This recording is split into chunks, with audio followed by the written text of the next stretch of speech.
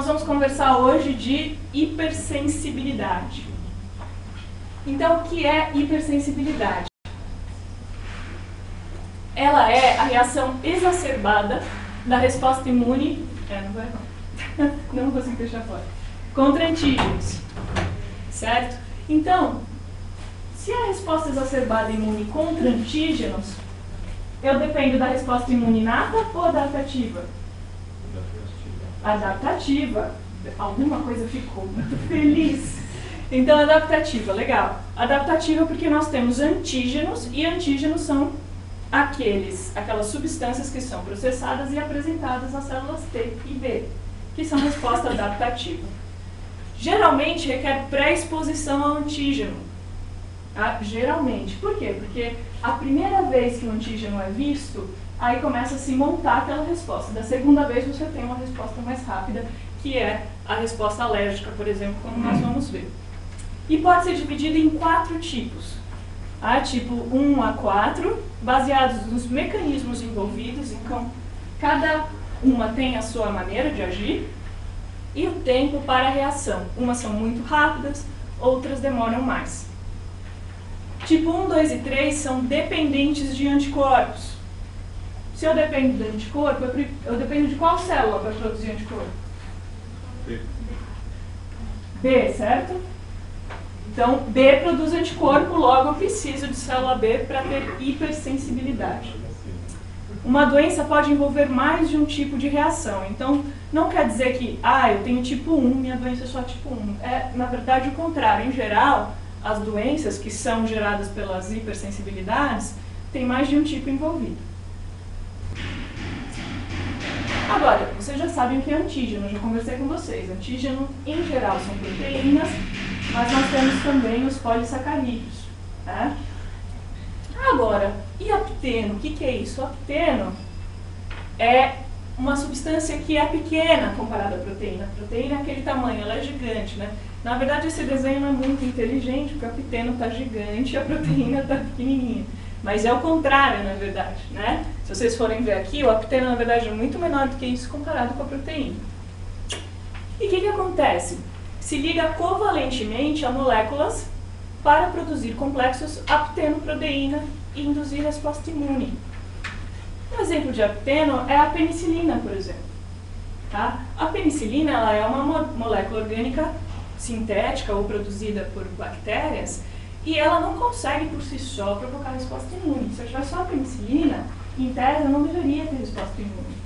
Só que o que acontece? Essa penicilina ela se liga a proteínas que nós temos e que não fazem resposta imune, porque são proteínas que a gente tem que ignorar. Né? Lembrem que tudo que é nosso tem que ser ou nós precisamos ser tolerantes ou simplesmente não conseguir fazer resposta imune. Então ela pega essa proteína que teoricamente não seria reconhecida pelo sistema imune e modifica a superfície dessa proteína. Agora, essa proteína começa a reconhecer. E esse reconhecimento vai causar uma resposta imune contra o nosso próprio corpo. E isso é, por exemplo, um jeito de hipersensibilidade. É desse jeito que nós temos alergia à penicilina, por exemplo. Um só, vocês perceberam que precisa de 2 anticorpos para acontecer isso, no mínimo? Né? Se um sozinho só reconhecer o anticorpo, reconhecer o micróbio, eu não consigo ativar direito o fagócito. Tá? Agora, se eu tiver esse imunocomplexo, aí sim a ativação do fagócito acontece. Então aqui, olha, esse aqui é o antígeno aqui no meio e um complexo de 3 anticorpos. É só um exemplo, pode ser a quantidade que for, vai depender do tamanho do antígeno também. Né? E os complexos imunes. E o que isso aqui pode ocasionar? Né? Pode fazer a ativação do macrófago para matar, isso a gente já viu. E como é que o macrófago mata? Estresse oxidativo, tem substâncias pró-inflamatórias quando ele fica ativado. Então, além dele matar, ele também estimula outras células. E a célula dendrítica, que como eu comentei, tem uma função bem parecida, né, na hora de apresentar antígenos. Aí ela fica ativada, a apresentação de antígenos aumenta e regula a tolerância periférica. Porque lembram que aquele ou macrófago, ou célula dendrítica, são as células que fazem o quê? Na parte de resposta imune adaptativa.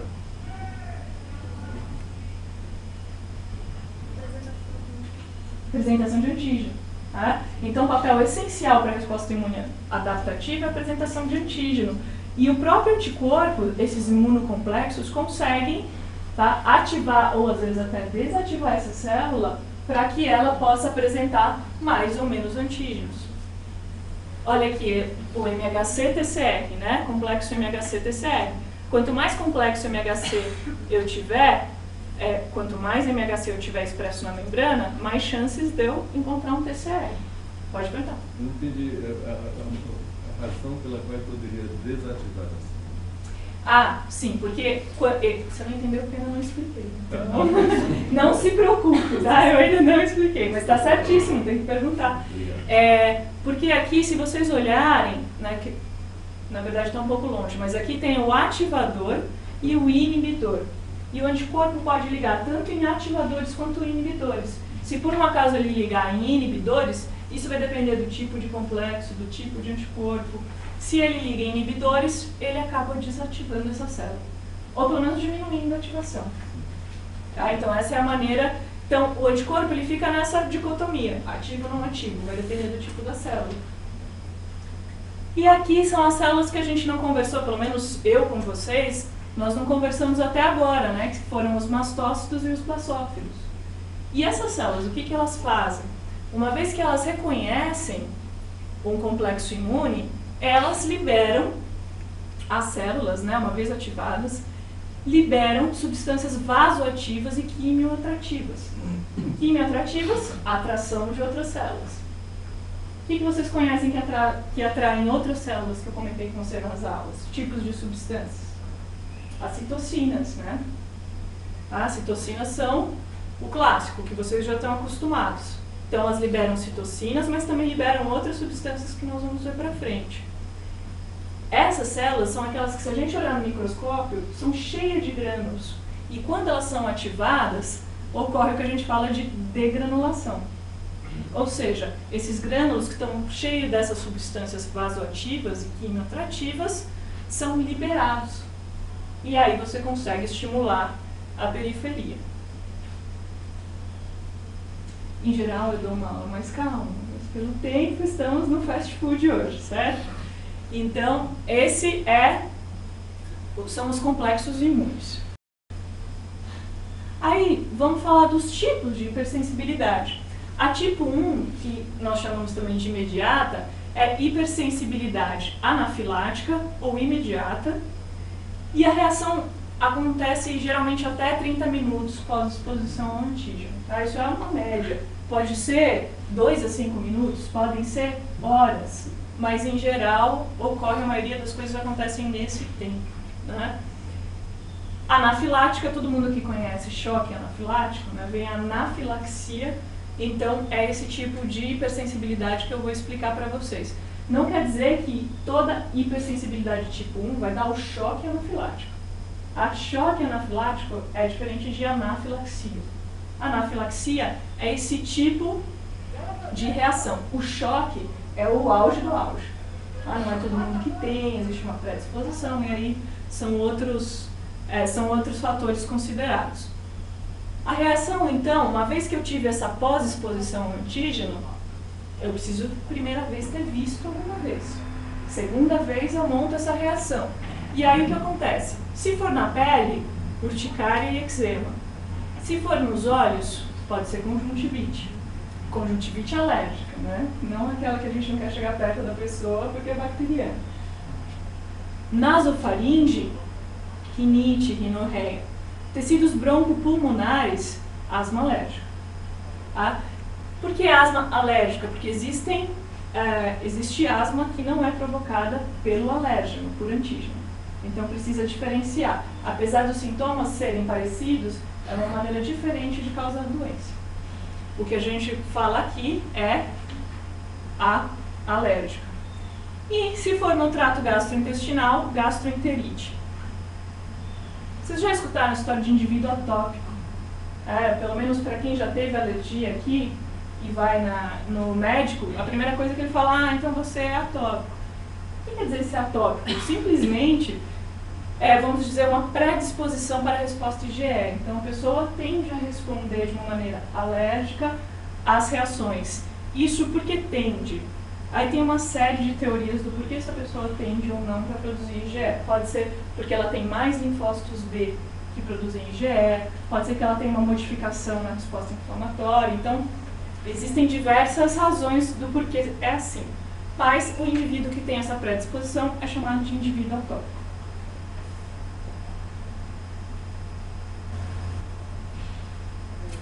Eu preciso botar. Então, oi? Não tem problema. É só que eu esqueço que eu tenho que clicar. Então, aqui eu quero mostrar para vocês a dinâmica. E lembrem, o que nós conversamos aqui, pelo tempo que nós temos, é muito básico. As reações são muito mais complexas. Então, aqui é o que vocês precisam saber sobre o que ocorre em hipersensibilidade tipo 1.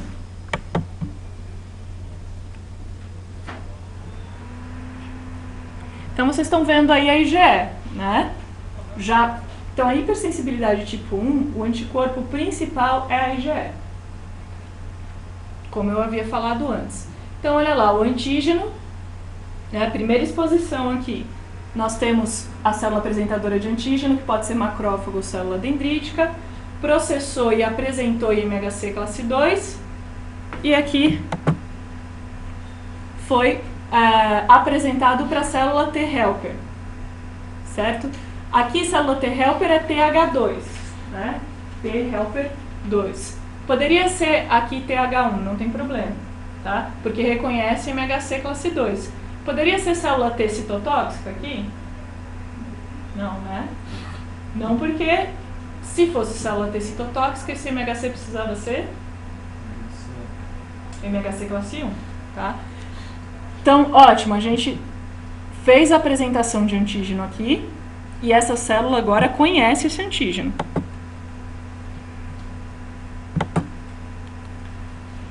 Agora o que ela vai fazer? Vai auxiliar, porque é T auxiliar a célula B a produzir, que reconheceu o mesmo antígeno, né? A produzir IgE. Tá? Então, lembra que de célula B vira plasmócito, e uma vez que virou plasmócito, a única função da célula B agora é produzir anticorpo. E são, aqui nesse caso, da classe de IgE. Uma vez que produziu esse anticorpo, vocês viram que liberou a citocina ali também, né?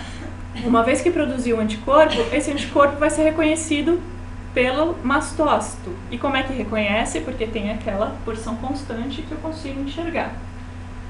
E aí, esse mastócito aqui, agora sim, uma vez ativado, vai liberar uma série de substâncias. Essa foi a primeira exposição, tá?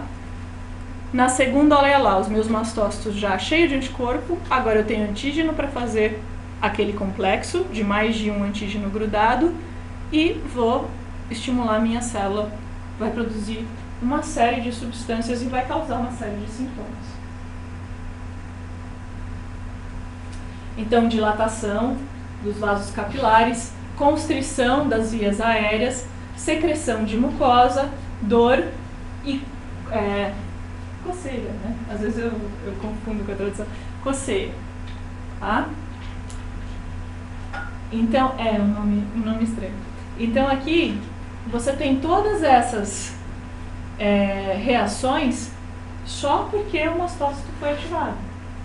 Então, por isso que essa reação, vocês viram uma vez que os anticorpos já tinham sido produzidos, na hora que enxergar o antígeno, está tudo prontinho. E é por isso que ela chama de hipersensibilidade imediata. Porque é achar o antígeno, ativar o mastócito e começar a produzir grama.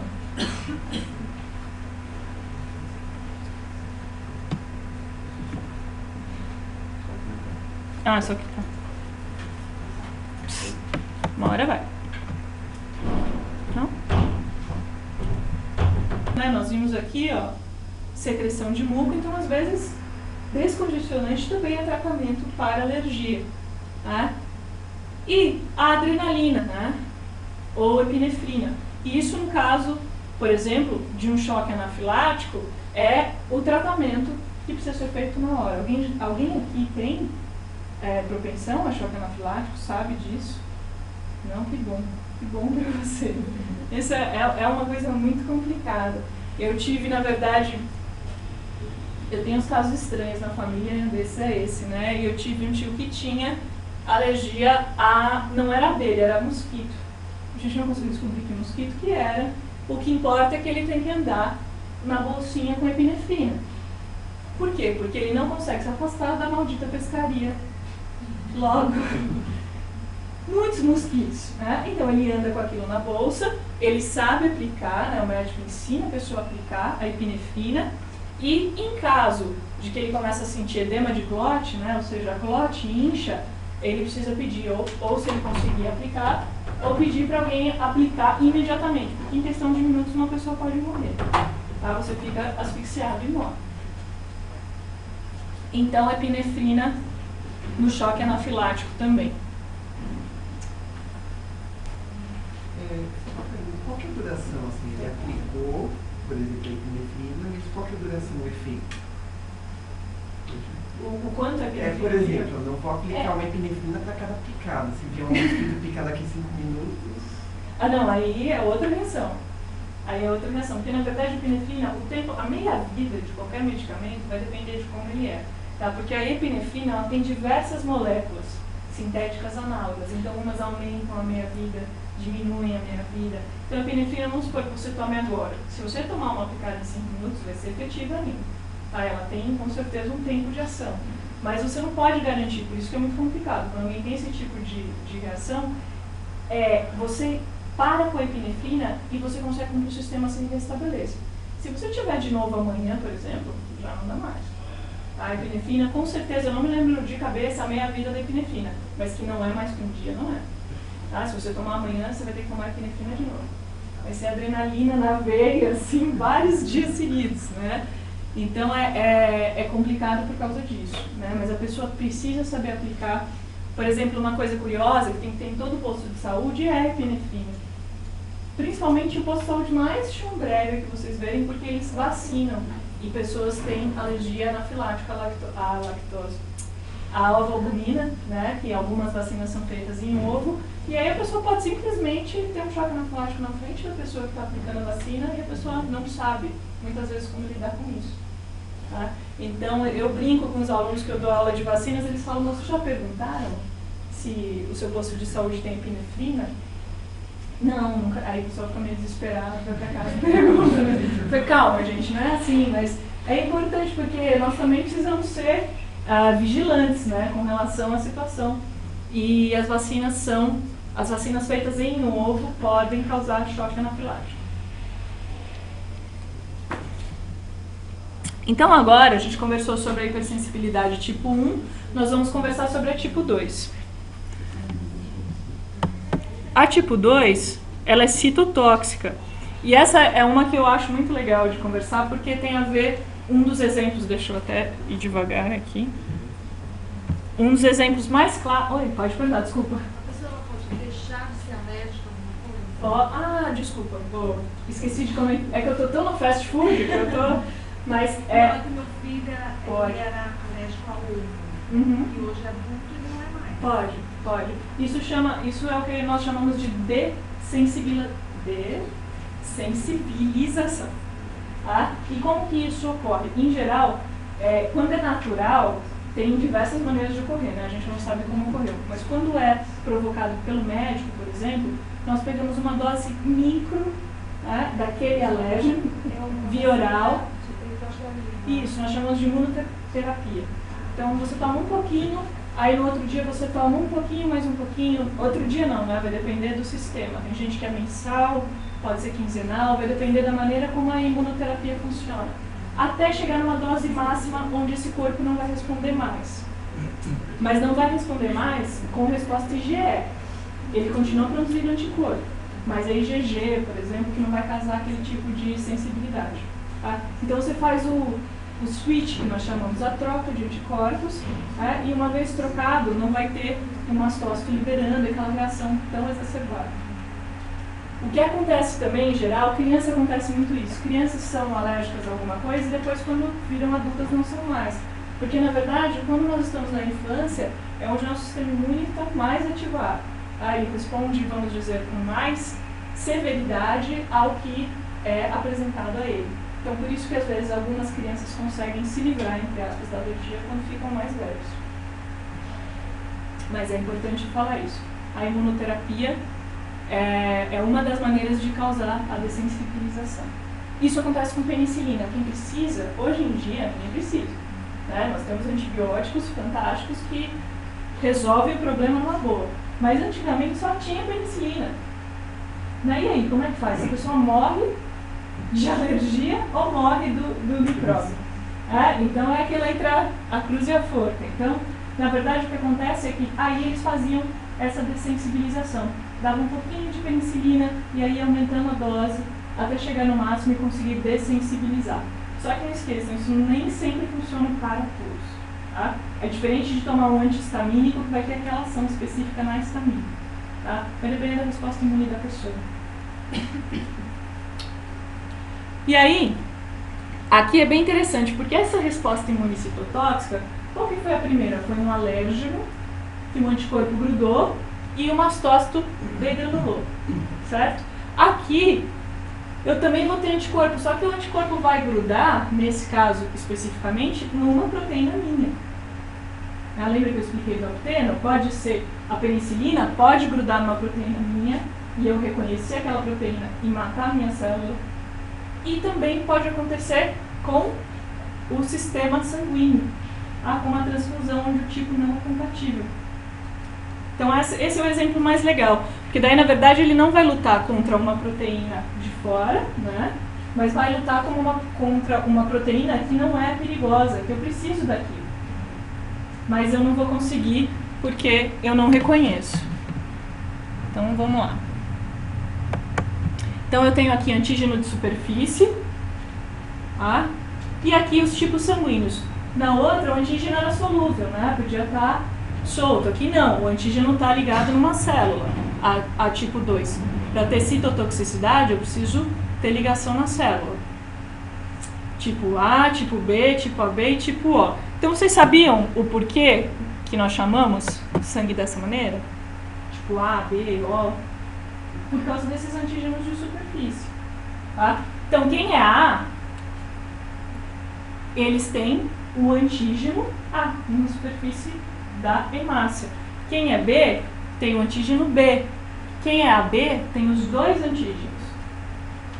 E quem é o O não tem antígeno nenhum. Quer dizer, nenhum antígeno do sistema BO.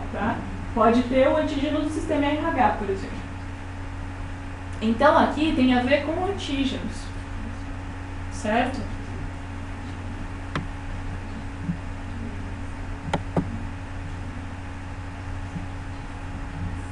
Então, os anticorpos no soro. Eu posso ter anticorpo contra B, anticorpo contra A, nenhum anticorpo, que é o AB, como eu comentei, que é quem tem o AB, ou o tipo O pode ter anticorpo contra A e B. É por isso, então, que o tipo O é doador universal, mas não é receptor universal, porque ele pode ter o anticorpo contra A e B. Na hora que tiver um sangue A sendo infundido nessa pessoa tipo O, o que vai acontecer? Espero que não dê tempo de salvar, mas é possível. Então o que vai acontecer é que aquele anticorpo no meu sangue vai reconhecer aquele soro tipo A, aquele sangue tipo A, e vai lisar essa célula. E como é que ele vai lisar? Pelo sistema complemento, como nós vimos no começo da aula.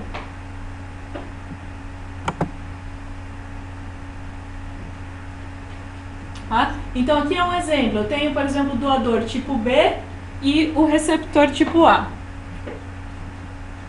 O que vocês acham que vai acontecer?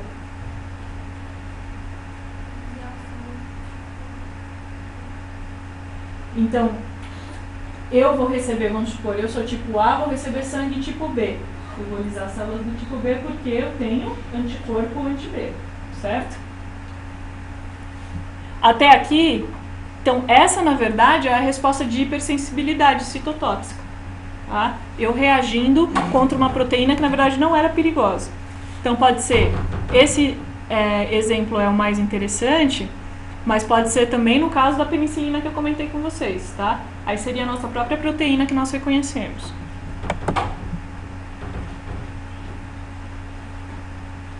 Tá? Sistema complemento, lise.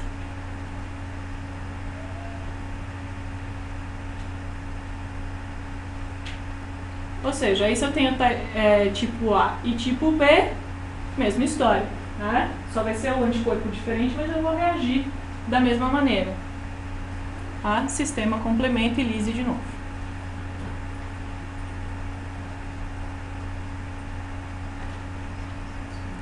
E se for o tipo O, o doador, certo? Eu vou ter o tipo A. Eu tenho sangue tipo A. O que eu tenho no meu sangue? O hemácia tipo A e anticorpo anti-B. Só que o O não tem nenhum deles, então não tem problema nenhum nesse sistema.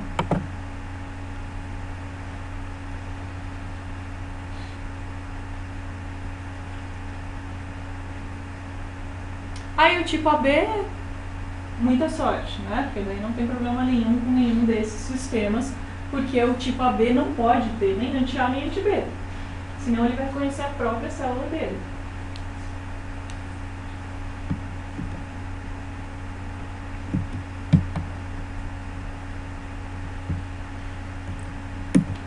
Lá, uma hora vai. Ah, fora do vídeo. Então, quando reconhece, né, quando o anticorpo reconhece a hemácia, tem a lise do eritrócito. E aí o que acontece é isso aqui, ó. Isso aqui é uma plaquinha de 96 poços e eu fiz um teste em cada uma. Então, aonde teve esse borrão vermelho embaixo, na verdade é anticorpo que reconheceu a hemácia e aglutinou, tá? Então, aonde eu tenho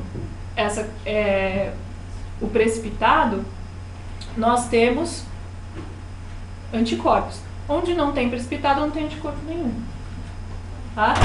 Então, agora eu queria que vocês me dissessem qual é o tipo de sangue aqui. O anticorpo anti-A, eu tenho um sangue, tá? Vou fazer um teste de tipagem sanguínea. Então, o meu sangue está lá. Quando eu coloquei anticorpo anti-A, deu positivo. Quando eu coloquei anticorpo anti-B, deu positivo. E quando eu coloquei anticorpo anti-D é o RH, tá? Deu positivo. Que tipo de sangue é esse?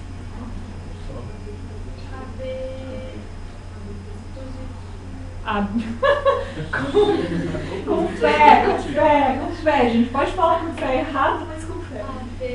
AB positivo, tá? Por que AB é positivo? Porque quando eu joguei anticorpo anti-A, reagiu. Certo? E aqui eu joguei anticorpo anti-A, reagiu. Joguei anti-B, não reagiu. Joguei anti-D, reagiu. Que tipo sanguíneo é esse? A positivo. Tá? Então é assim que nós fazemos a tipagem sanguínea. Agora, tudo bem, então eu sou A positivo, ela é A positivo, vou doar e vai dar tudo certo. Se eu tiver A positivo com A positivo, não tem jeito de dar errado? Tudo, né?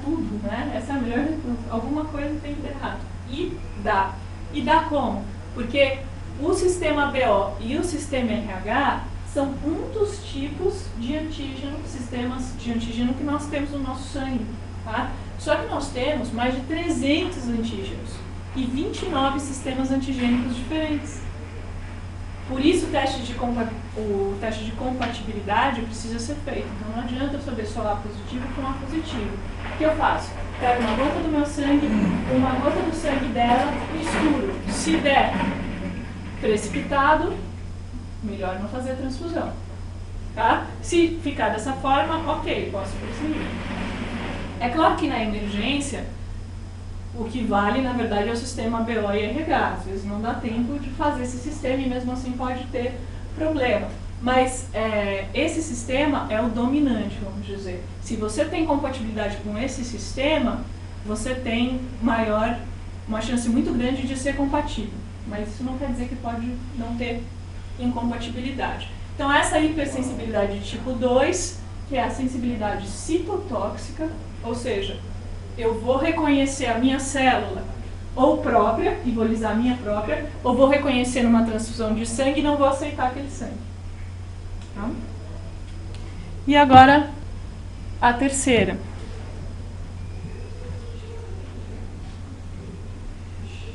Já a terceira, então, primeira foi anticorpo mais antígeno solúvel. Segundo anticorpo, só que com antígeno que estava grudado na superfície celular, para conseguir lisar essa célula. E agora, é anticorpo com antígeno, só que é complexo imune, tá? Esse complexo está solúvel. Então, os anticorpos reconheceram um antígeno, mas, como esse tamanho aqui é intermediário, tá? Tem um tamanho de complexo que não é grande o suficiente para o fagócito conseguir fagocitar e eliminar, ele vai para a corrente sanguínea e causa uma série de problemas, porque uma vez que o complemento fixou, ele chama outras células, tá? Por exemplo, basófilos, né? E causa vasodilatação. Por exemplo, uma das coisas que ocorrem na vasodilatação. Esse mesmo complemento, né, sistema, pode ainda chamar os neutrófilos, por exemplo, tá? E os neutrófilos soltarem enzimas que podem começar a degradar esse vaso, e aí causar injúria aos tecidos. Então, essa hipersensibilidade por exemplo, pode ser nas células do rim, né? Imagina os glomérulos, são tão finos. Se você tiver um sistema imune complexo desse que possa causar esse tipo de coisa, você pode ter uma doença renal séria aqui, tá? Só com esses complexos de sistema imune. E esse antígeno não tem nada a ver, vocês perceberam? Não tem nada a ver com o local onde ele faz o dano ao tecido, tá? Ele pode ser qualquer antígeno, pode ser antígeno contra micróbio, contra vírus, parasita, bactéria. O que importa é que o imunocomplexo não seja grande o suficiente para o fagócito conseguir eliminar. E aí causa esse tipo de doença. E agora a última, hipersensibilidade. Se eu conseguir mudar.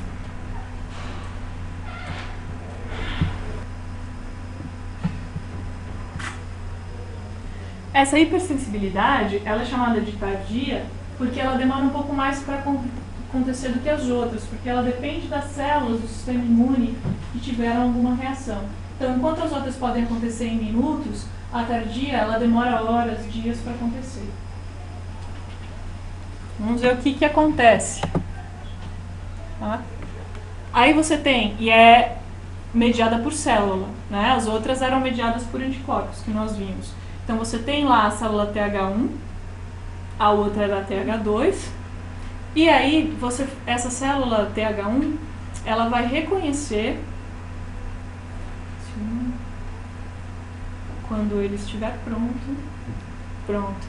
Então, primeiro ele explica a exposição, né? Você tem exposição, por exemplo, a um alérgeno de planta, e uma hora que teve esse contato com a sua pele, o macrófago vai reconhecer, tem uma proteína que vai carrear e tem os aptenos. Pode ser até uma proteína, tá? Não precisa ser só com apteno, como eu tinha explicado antes.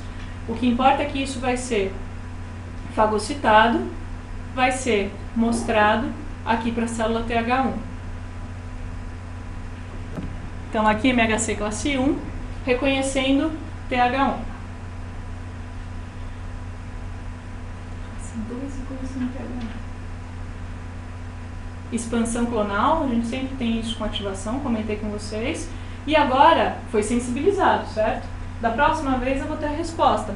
E aí a resposta vai ter com o TH1 reconhecendo e TH1 sim agora, tá? Por estimulando macrófagos e estimulando também resposta citotóxica. Olha lá as lesões na pele.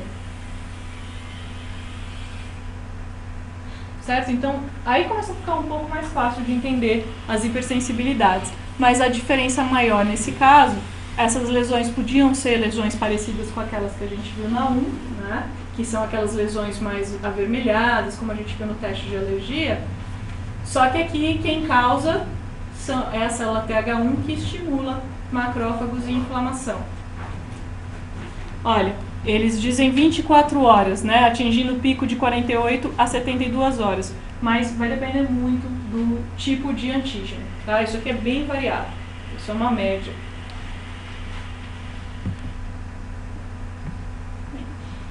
Quem fez teste de lesão cutânea constituída, o que era alérgico? Mais ou menos. Hã? É tudo.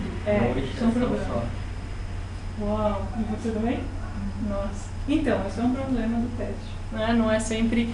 Mas sabe por que acontece isso também? Às vezes, por exemplo, quem fala que tem alergia à barata, né? O ácaro fica em cima da barata. Então, ácaros em geral causam esse tipo de alergia. Então, em tudo quanto é lugar. Então, é difícil você, quem tem alergia a ácaro, por exemplo, se proteger, né? Então, só para fechar a hipersensibilidade tipo 4, aqui as células TH1, o antígeno solúvel, tá? No caso, quando eu tenho antígeno solúvel, eu tenho macrófago ativado. E aí isso, por exemplo, é a dermatite de contato. Vocês já viram também aquele teste para saber quem já foi imunizado contra tuberculose ou não, que faz na pele? O que causa essa hipersensibilidade tipo 4? Faz aquele edema porque a tuberculina, que é o antígeno que nós fazemos o teste, ela causa essa reação. Então, quem já viu, vamos dizer, né, o Mycobacterium tuberculosis, ou quem já teve contato com a tuberculina, uma vez que você fizer essa ativação de macrófago, você vai ver aquela reação.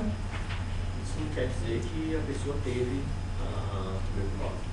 Não, não quer dizer. Quer dizer que ou ela foi imunizada, tá? Ou ela teve contato com a tuberculina, porque pode ser que alguma coisa tivesse contaminada com tuberculina, ou sim ela teve, não a tuberculose, ela pode ter tido contato com o micro-organismo e ter conseguido resolver a infecção antes de provocar a doença.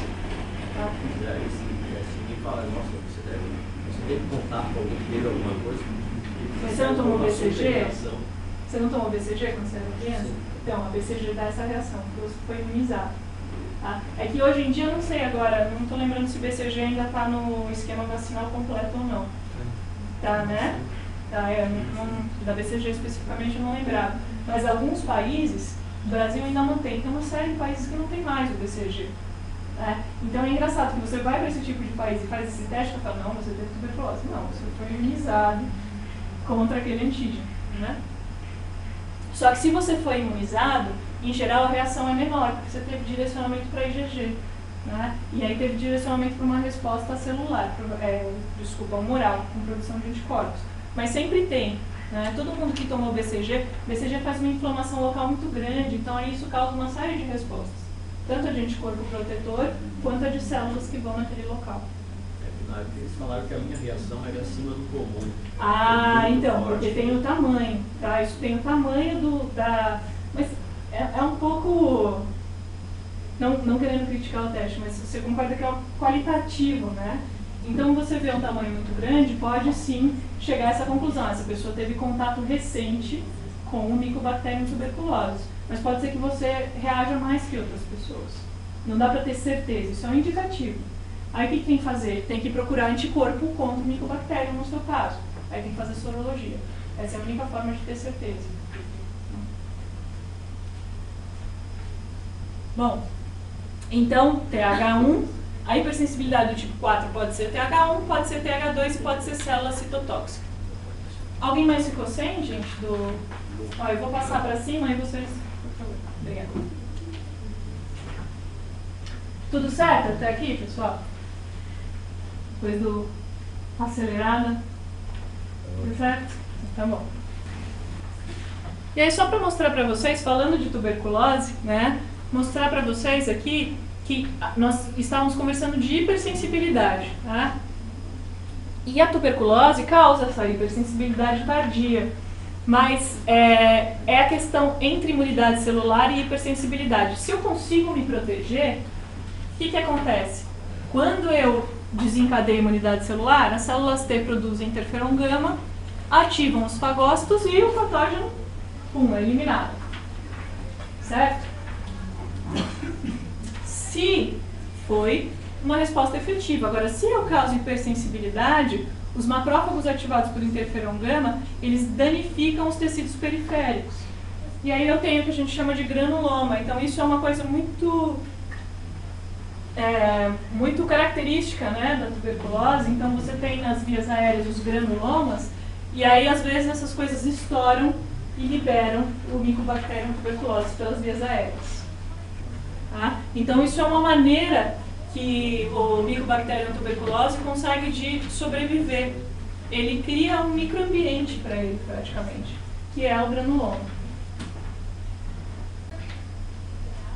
Aqui eu não vou repetir com vocês, é só um resumo para que vocês tenham isso no slide, quando vocês pegarem os slides, de tudo que nós falamos do que é tipo 1, 2, 3 e 4. E aí agora a gente tem mais... Quanto tempo a gente tem, pessoal? Ou já foi? Todo mundo que ia ir para campo já foi? 10 minutos. Sério mesmo? 10 minutos? É uma pena, mas... Oi? É. Ah, mas alguém que vai para campo ainda ficou na aula? Ou todo mundo já foi? Quem vai para campo? Quem vai fazer visita hoje? Todo mundo já foi. Então posso demorar pelo menos uns 20 minutinhos aqui. Vocês aceitam? Vocês aguentam mais 20 aqui? Então, vamos lá. Resposta imune contra infecções, fungos e parasitas. Na verdade, aqui vai ser bem rápido, tá? Falando 20 minutos para não estressar com o tempo. Mas por que vai ser rápido? Porque na outra aula nós conversamos de intracelular. Lembram disso? E aí,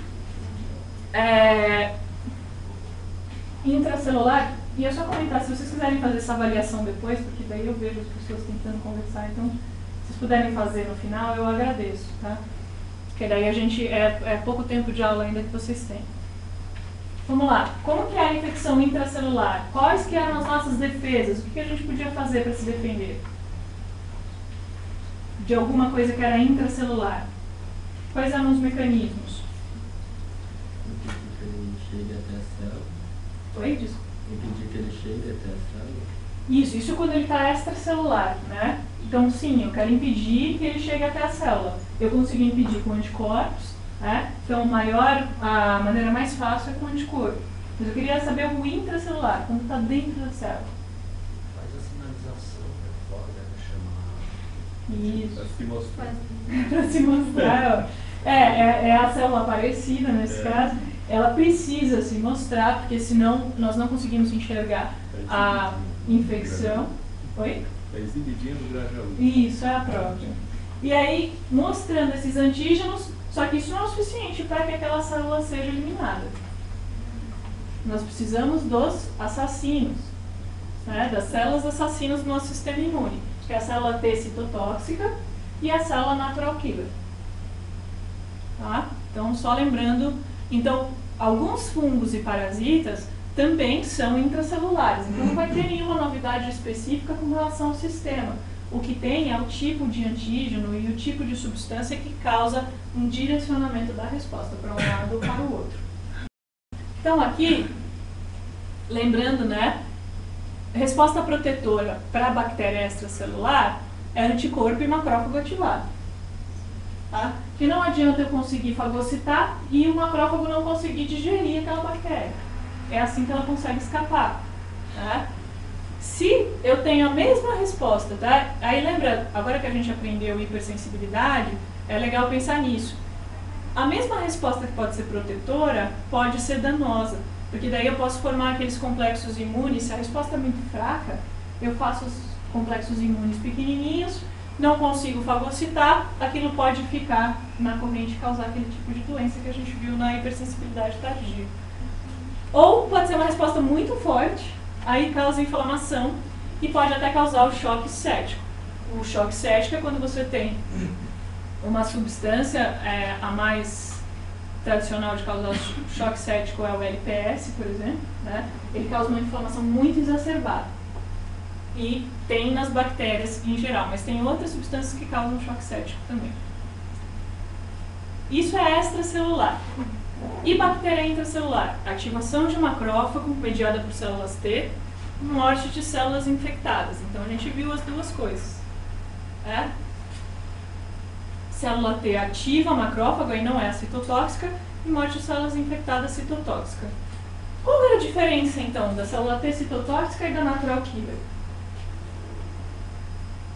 Eu ainda tenho 2 tipos de assassina no meu sistema imune.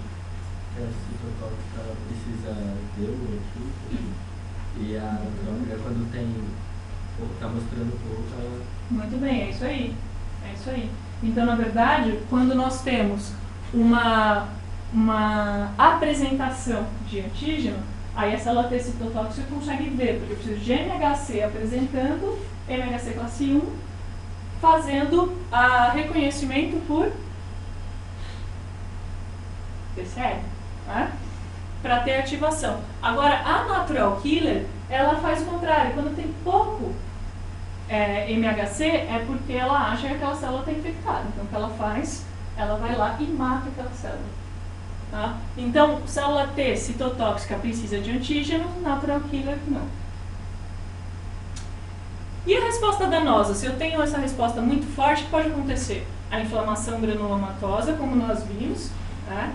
Hipersensibilidade tardia, né? E dano aos tecidos, dano por causa da inflamação. E vírus? Anticorpo, certo? Então, extracelular e vírus, anticorpo porque a gente quer barrar aquela ação, morte de células infectadas, complexos imunes e danos ao tecido.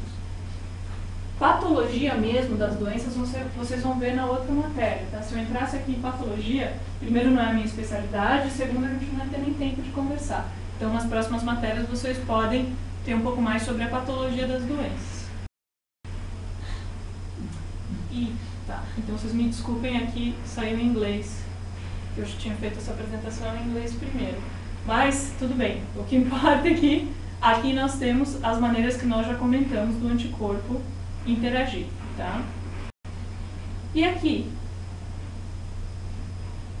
O que está acontecendo aí? Isso é bactéria extracelular, certo? O que acontece com bactéria extracelular? Fagocitose. Só que eu consigo fagocitar alguma coisa e consigo digerir sem nenhuma ajuda? Não, eu preciso de ajuda. O fagócito precisa ser ativado para conseguir digerir. E uma das células que fazem essa ativação são CD4. Tá? Aí você tem resposta de anticorpo quando você tem CD4, tem ativação de macrófago e tem inflamação. Agora, parasita. A gente conversou pouco de parasita, né? Então, por isso que eu vou falar rapidamente sobre eles. Parasita é uma coisa muito engraçada, porque é tão genérico, eu não sei por que inventaram esse nome. Os eumintos, por exemplo, eles são muito diferentes, né, da leishmania. Então, eles têm, os eumintos são os maiores, são, por exemplo, podem chegar a metros, né? Enquanto a leishmania pode ser intracelular, então ser daquele tamanho que fica dentro do macrófago. Então eles têm características diferentes. Quando a gente estuda parasita, então o que a gente faz? A gente divide eumintos dos outros. Tá? E a resposta para eumintos é o quê? Eu tenho célula TH2. Célula TH2 estimula IL4, produção de IL4, produção de IL5, né? Ela é estimulada a produzir isso. E aí, IgE eosinófilo. Qual que é o mecanismo efetor? Então, como é que eu consigo me livrar desse euminto? Em geral, a maioria das respostas são os eosinófilos que matam os parasitas marcados com IgE. Então, essa é o que a gente conversou menos, e esse é o mais diferente de todos, porque ele é muito grande, então você utiliza um outro tipo de sistema para que haja a eliminação. E aqui a leishmania. Então, como eu comentei com vocês, a leishmania pode ficar dentro do fagócito. Se eu tenho intracelular, nós já conversamos que pode ter interferon gama, que é a célula TH1, e ainda pode ter os fagócitos ativados para que eu consiga eliminar aqueles parasitas. Então, são todos aqueles sistemas que nós conversamos, só que focado para um ou para outro. Tranquilo até aqui?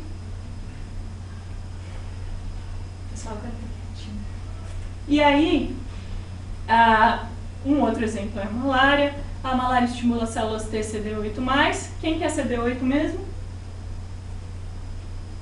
A gente acabou de... Então, célula citotóxica, tá? A célula citotóxica mata as células infectadas. Eu tenho também secreção de citocinas e tenho produção de anticorpos, tá? Só que as células TCD8 são mais importantes no caso da malária especificamente. Aí eu tenho interferon gama, TNF ativa macrófago e neutrófilo e mata esses parasitas. Então aqui, na verdade, é só um panorama de como as respostas são diferentes. Aí de que maneira eu consigo atingir um ou outro. E o euminto especificamente, né? Nós falamos do euminto. Então é muito grande para que aquelas respostas do sistema imune que nós conversamos até agora funcionassem. Aí o que eu faço? O meu corpo, com IL-4 e IL-4, quem produziu foi a TH2 lá em cima, né? Então a célula que foi estimulada, e aí eu tenho produção de GE por aquela célula B que é estimulada, e GE gruda no euminto.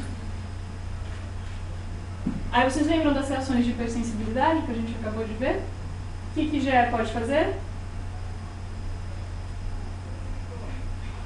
Lembro o peronomútil. IgE pode tanto estimular mastócito a liberar os grânulos, como pode estimular o eosinófilo. Tá? E o eosinófilo é, vamos dizer, né, se tinham aquelas células assassinas, o eosinófilo é a célula que consegue matar o euminto.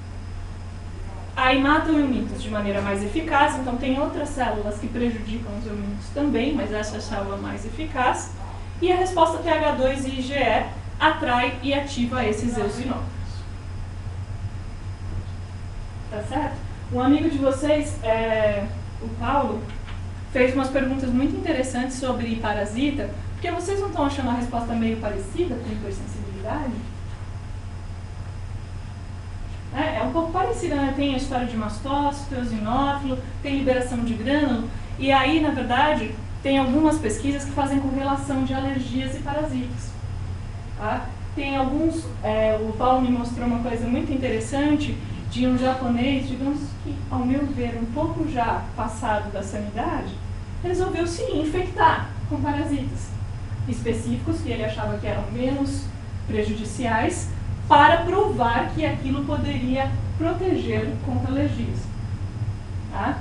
Então, existe essa, ainda nada é certo. Tá? O que é certo é que os parasitas podem modificar respostas alérgicas, tanto para o bem quanto para o mal. Quanto para piorar a resposta alérgica, essa porta está de brincadeira. Né? Pode deixar aberta, pessoal. Então, tanto pode ser uma melhora da resposta alérgica, como pode ser uma piora. Então, tem uma série de pesquisas, é um campo muito interessante o que hoje está acontecendo, de relacionar se alguns eumintos ou alguns outros parasitas podem ajudar ou piorar alergias. Pode perguntar. Mas no caso desse, acho que eu vi que ele teve que começar a fazer tratamento para cuidar dos parasitas, e começou a tirar remédio de alergia para não proliferar muito parasita. Porque daí você tem que controlar, né? Um pouco complexo, assim. Até que, se eu não me engano, ele desistiu antes de acontecer alguma coisa. Mas existe umas coisas muito legais sobre estudo de alergia e parasitas. Os eumintos, e se compara aos fungos, é bem interessante que vocês tenham como referência, porque daí vocês sabem quais são as diferenças entre eles. Não é mais. Tá, então essa era a nossa aula.